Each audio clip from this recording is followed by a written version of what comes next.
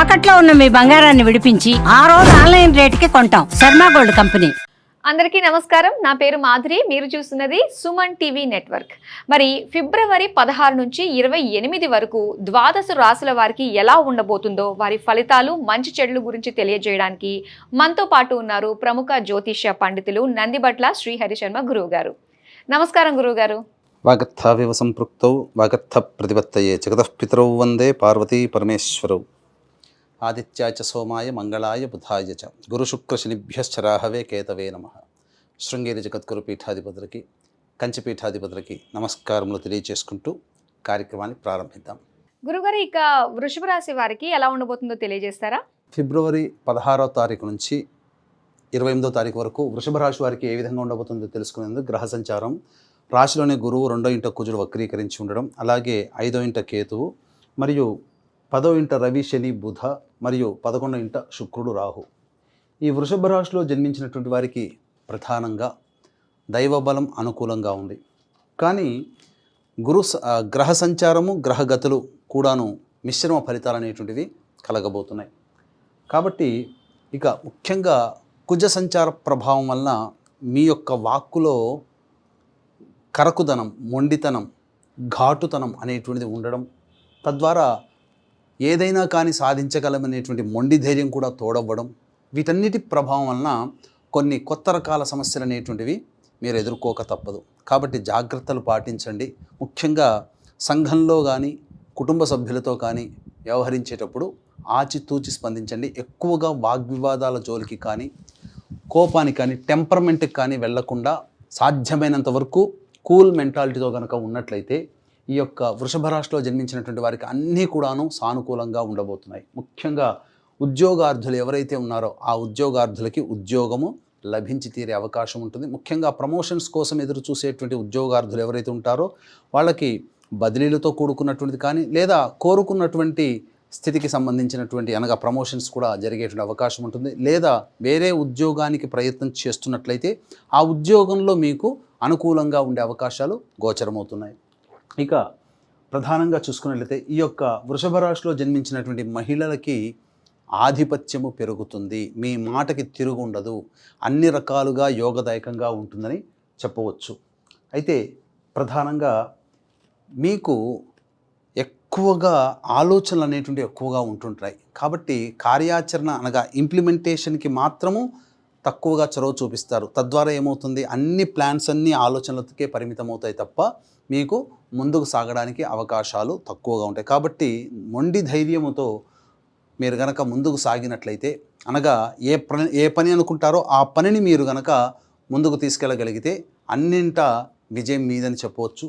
అయితే ప్రధానంగా చూసుకున్నట్లయితే ఫుడ్కి సంబంధించినటువంటిది, అలాగే తీర్థయాత్రలు, పూజా స్టోర్సు, పండ్ల వ్యాపారస్తులు, కర్రీ పాయింట్స్, ఎడ్యుకేషనల్ ఇన్స్టిట్యూషన్స్, మరియు ఈ సంబంధించినటువంటి బొటిక్, బ్యూటీ పార్లర్ నడిపేటువంటి మహిళలు, అలాగే జ్యువెలరీ రంగం, ఆర్నమెంట్స్ రంగంలో ఉన్నటువంటి వాళ్ళు, hotel business, restaurants, FMCG, super market products, ఇవన్నీ కూడాను అనుకూలంగా ఉంటాయి.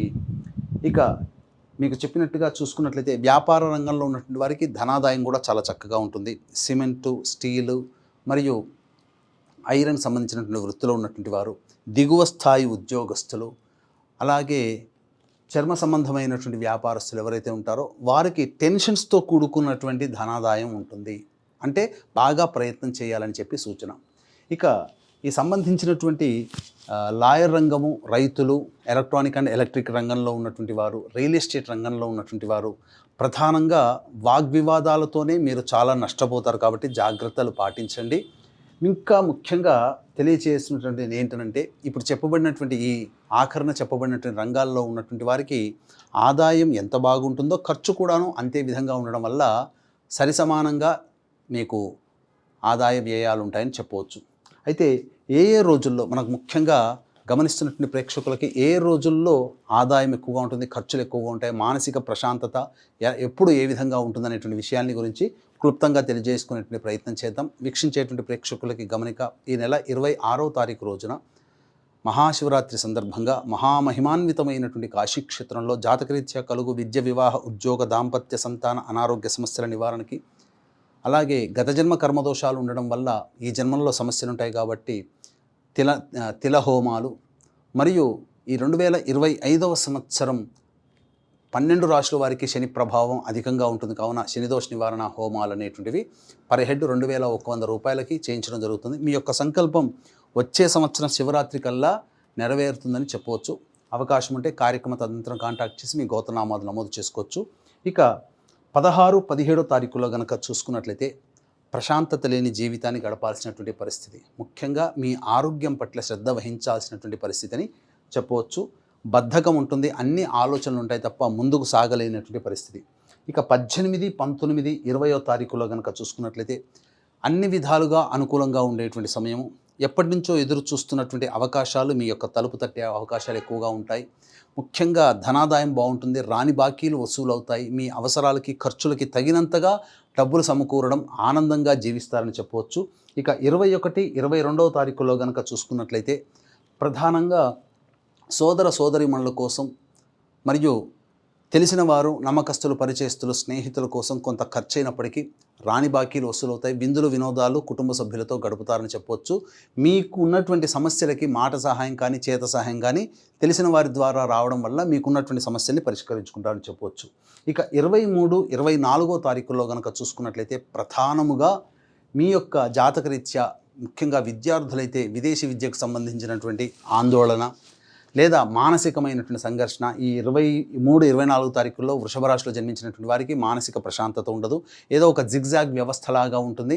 అన్నిటికంటే ఖర్చులు అధికంగా ఉంటాయి. ఈ 23, 24 తారీఖుల్లో ఆల్రెడీ ప్లానింగ్ చేసుకున్న ఖర్చులు ఉన్నట్లయితే తగ్గించుకోవడం కానీ వాయిదా వేసుకోవడం కానీ చేయండి. ఎందుకంటే ఆకస్మికంగా ఖర్చులు 23, 24 తారీఖుల్లో మీకు గోచరం అవుతుందని చెప్పవచ్చు.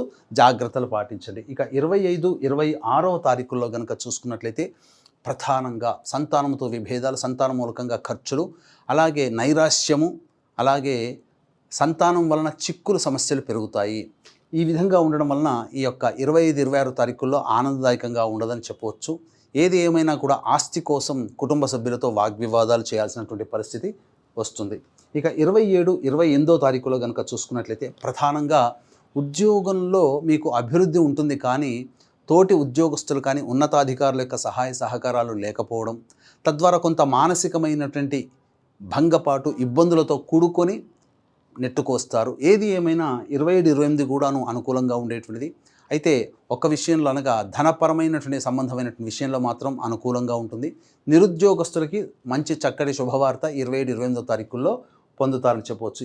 తర్వాత చెప్పొచ్చు ఇది ఏమిటంటే 23, 24 మరియు 25, 26 తారీఖుల్లో జాగ్రత్తలు పాటించండి.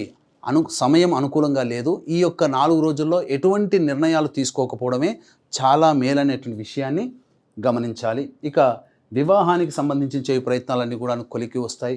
ముఖ్యంగా సంతానపరమైనటువంటి ఎదురు చూసేటువంటి వ్యక్తులు ఎవరైతే ఉంటారో మీకు వాయిదా వేసుకోవడం చాలా మేలని గమనించాలి. ఎందుకంటే కొంత మీరు ఇబ్బంది పడే అవకాశాలు గోచరమవుతున్నాయి. ఇక విదేశీ విద్య, విదేశీయానానికి సంబంధించి ప్రయత్నాలన్నీ కూడాను కొలికి వస్తాయి. మంచి వార్త వింటారని చెప్పవచ్చు. గురుగారు, మరి వృషభ రాశి వారు చేసుకోవాల్సిన పరిహారాలు ఏంటో తెలియజేస్తారా?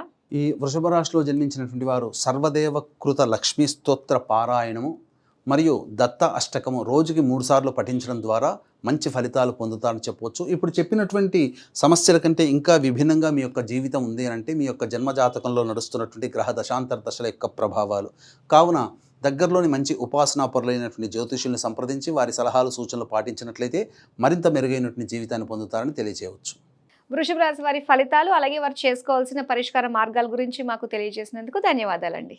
సర్వం శ్రీ ఉమామహేశ్వర పరబ్రహ్మార్పణమస్తు.